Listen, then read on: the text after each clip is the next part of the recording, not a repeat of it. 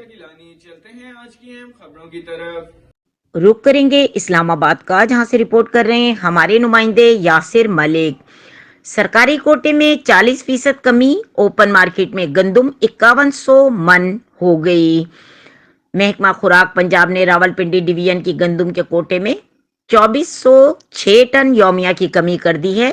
20 جنوری 2023 سے اب تک راولپنڈی ڈویژن کو 5524 ٹن یومیہ گندم کا کوٹا ملا کرتا تھا، جو 21 مارچ 2023 سے کم کر کے 3128 ٹن یومیہ کر دیا گیا ہے۔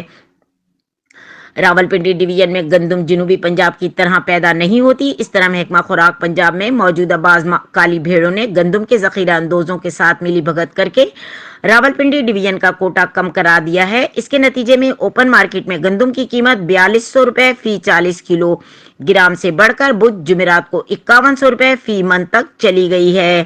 اس کے نتیجے میں 15 کلو پرائیویٹ آٹا تھیلا کی قیمت 150 روپے تک بڑھا دی گئی۔ مزید خبروں اور اپڈیٹس کے لیے ہمارے ساتھ رہیے گا، تب تک کے لیے اپنا خیال رکھیے گا۔ اللہ حافظ۔